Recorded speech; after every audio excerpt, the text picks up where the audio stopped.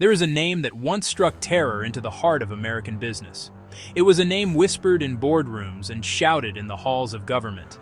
It belonged to a man who became a legend in his own time, a figure of both admiration and fear. That name was Rockefeller. John D. Rockefeller was not just a successful businessman. He was an architect of modern capitalism. He was the world's first billionaire.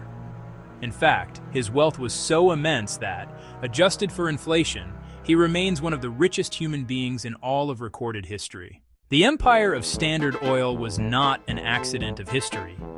It was a deliberate creation constructed piece by piece with cold, calculating precision. Rockefeller treated business as a battlefield. He saw every market as a territory to be conquered, every competitor as an obstacle to be removed.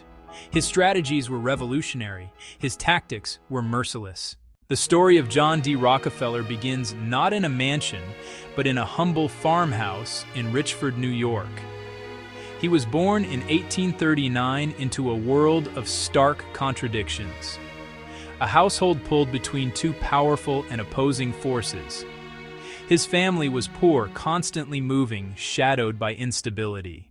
The small, dusty office of Hewitt and Tuttle became John D. Rockefeller's university.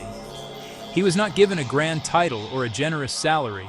For the first 3 months, he earned nothing at all. But what he gained was far more valuable than money. He was given access to the very heart of business, the books. As an assistant bookkeeper, he recorded every transaction. He tracked shipments of grain. He tracked shipments of pork. He tracked shipments of salt. In 1859, just as Rockefeller was establishing his new business, a discovery in the rugged hills of western Pennsylvania sent shockwaves across the nation. A man named Edwin Drake, using a modified steam engine to drill into the earth, struck oil. It was the first commercial oil well in American history. What followed was a frenzy, a chaotic and desperate scramble for wealth that rivaled the California gold rush a decade earlier. The winter of 1872 marked a turning point in the history of American industry. It was the moment John D. Rockefeller's quiet, methodical consolidation exploded into open warfare. Standard Oil officially incorporated and secret railroad deals secured. Rockefeller Henry Flagler. They unleashed their plan to conquer the Cleveland refining industry. Executed with the speed and precision of a military blitzkrieg, over a terrifying 6-week period, this brutal and efficient conquest would forever be known as the Cleveland Massacre. The rising tide of public anger found a powerful ally in the White House. In 1901, following the assassination of President William McKinley, Theodore Roosevelt became the 26th President of the United States. Roosevelt was a force of nature, a charismatic and energetic leader who believed the government had a duty to confront the immense and unchecked power of the great industrial trusts. He resurrected a little-used piece of legislation, the Sherman Antitrust Act of 1890. The law had declared illegal every contract, combination in the form of trust or otherwise, or conspiracy, in restraint of trade or commerce.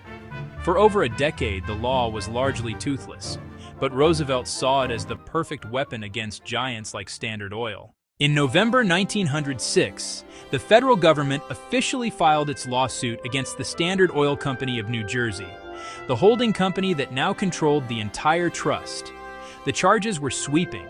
The government accused the company, along with John D. Rockefeller and his fellow trustees, of conspiring to restrain trade and build a monopoly through a long and systematic campaign of predatory tactics.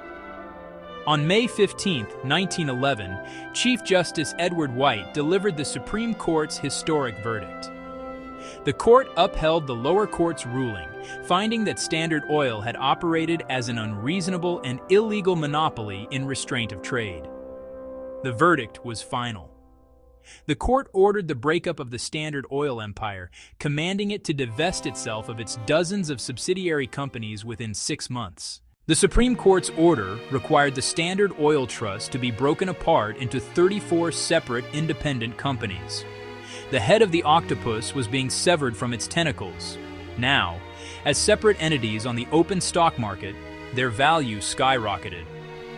The component parts, it turned out, were worth far more than the consolidated whole had been. In the years following the 1911 breakup, John D. Rockefeller's personal wealth swelled to unimaginable levels, cementing his status as the world's first billionaire and one of the wealthiest people in human history. Having been forced to relinquish control of his empire, Rockefeller retreated from the world of business. Now in his 70s, he was the wealthiest man on the planet. He turned his formidable mind and vast resources toward a new and final endeavor, giving his money away. He created powerful new organizations, like the Rockefeller Foundation, to manage his giving globally. He believed philanthropy should be a science. His contributions were staggering. He founded the University of Chicago. So how should history judge John D. Rockefeller? The verdict remains as divided today as it was a century ago. On one hand, he stands as a towering figure of industrial genius, a man whose vision and discipline are the stuff of legend. He was a man of profound contradictions, a devout Baptist who saw no conflict between his faith and his ruthless business practices. He tithed to his church with one hand, while signing the orders to destroy a competitor with the other. The legacy of John D. Rockefeller is a monument to the towering power of a single, focused human will. He was born into poverty and uncertainty, yet he carved out of the world an empire. His life was a testament to his own belief, "I am bound to be rich," becoming a figure of mythic wealth and power. His name became synonymous with the awesome, terrifying, creative force. Building an empire, at any cost, always has a cost. And it is a price that is paid not just by the builder, but by everyone who stands in his shadow.